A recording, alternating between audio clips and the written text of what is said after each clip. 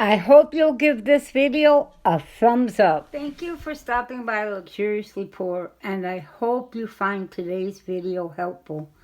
And I would like to say that if you need wisdom on what to do for now or the future, this book is extremely helpful. Recently, me and my son have gotten into a discussion about the Old Testament and the dietary laws that were written in it for us. Now, I know that in those times they raised a lot of lamb and goat, and that was their meat source of what they ate. Mostly it was.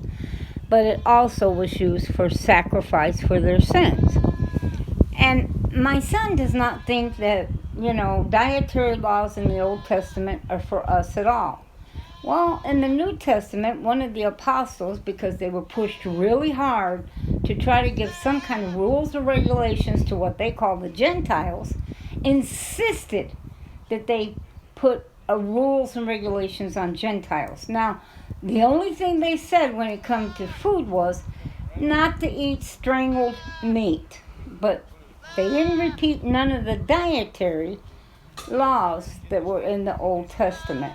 Now, a lot of people today have turned to gardening. They're doing the gardening to help them because they feel that what they're getting at the store is not healthy, costs a lot, and it tastes better if they grow it at home. And there is some truth to that, but not everybody can do that.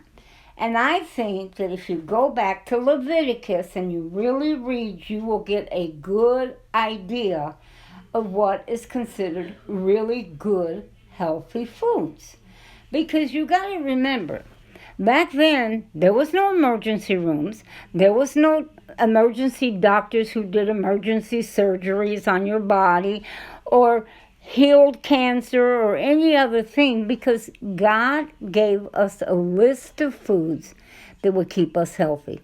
God created us, therefore He created the food that would help us to stay in good health as long as we would listen and do as He had warned us to do in the Old Testament. Now, it may not be a law, but it's His good old-fashioned opinion of what good food is. And He called these kinds of foods clean. The chicken was clean, the duck is clean, the geese is clean. So the eggs are clean, bread is clean, flour is clean, beans are clean. Go back to Leviticus and read about the clean food. But at the same time, you have to use your judgment of today. Because, for instance, tilapia was considered a clean fish. I wouldn't eat tilapia that comes from China, that's for sure. There's no way I would touch it.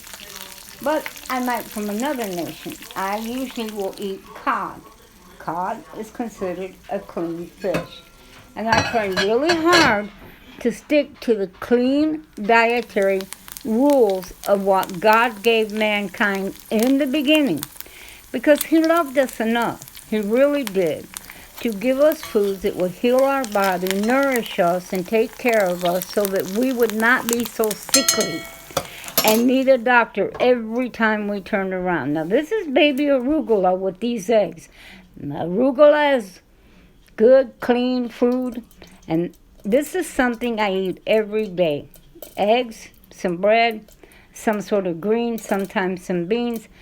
Our biggest problem in this country is not that we want healthy or good food for us. Our obsession is with junk and filling our stomachs with something that is not necessary. When God gave us food to feed our bodies, to heal our bodies, to take care of us and make us healthy, instead of just sitting down and eating unclean garbage.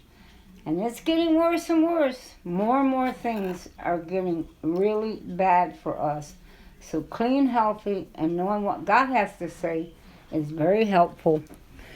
Clean food does not have to taste disgusting. God's food that He gave us for good health, to nourish our bodies, to give us all the vitamins and minerals we need, really does taste good. Now, I hope you'll come back and stay tuned because I'm going to show you some of the really good recipes that I do have for clean, healthy food, but simple and not super expensive. Well, God bless.